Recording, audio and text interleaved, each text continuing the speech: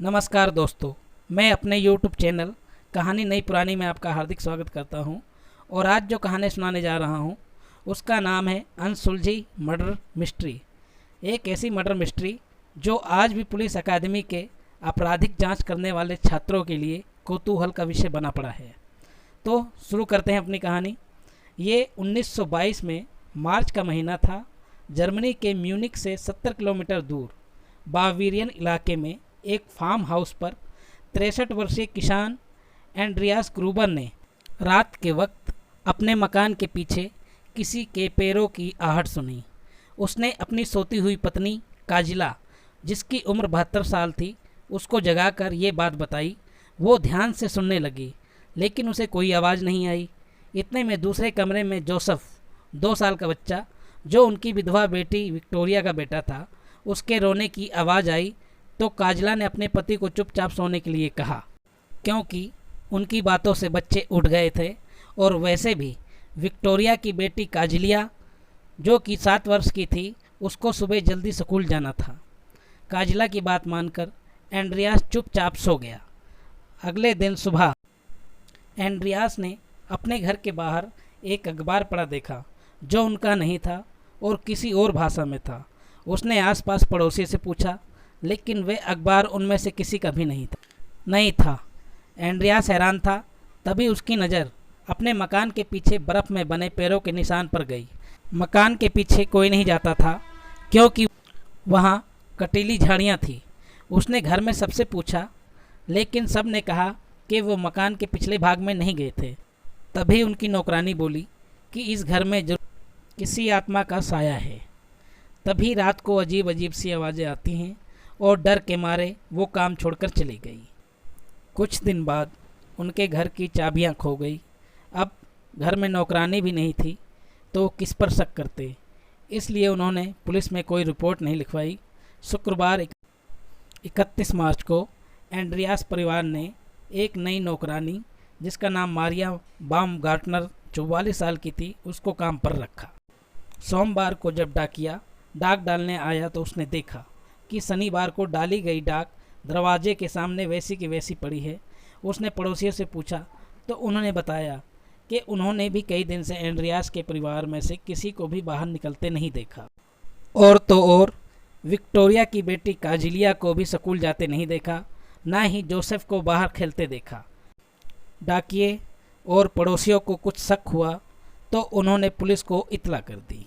Munich police विभाग के inspector George अपनी टीम के साथ मौके पर पहुंचे और उन्होंने घर के साथ बने बाड़े में एंड्रियास और उसकी पत्नी काजला, उनकी बेटी विक्टोरिया और विक्टोरिया की बेटी काजिलिया को मरा पाया।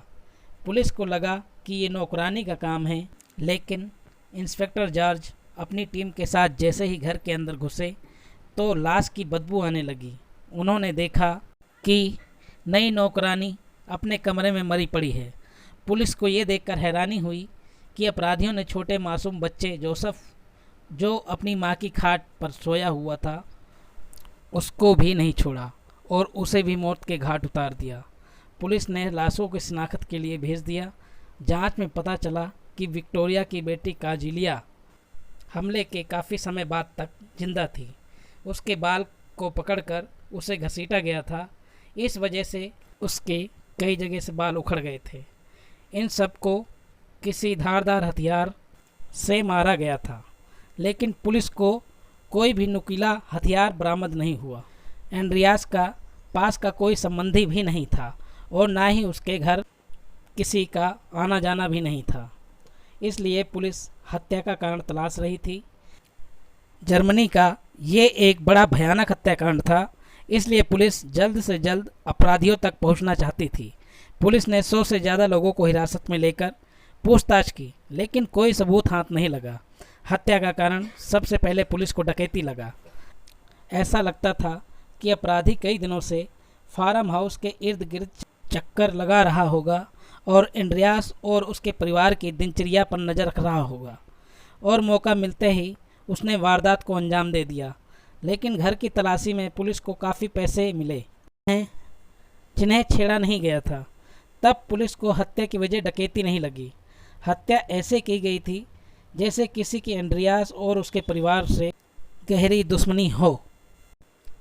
शक की सुई विक्टोरिया के मरे हुए पति पर भी उठ रही थी, क्योंकि विक्टोरिया का पति कार्ल गैब्रियल जो फौज में था और उसकी मौत की पुष्टि तो हुई थी, लेकिन उसकी लाश कभी बरामद नहीं हुई। वैसे भी एंड्रियास के पड़ोसियों का कहना था कि एंड्रियास के मौत के बाद उन्होंने उसके घर में किसी की छाया देखी थी और चिमनी से धुआं निकलते हुए भी देखा था। पुलिस ने जांच की, लेकिन कुछ भी पता नहीं चला।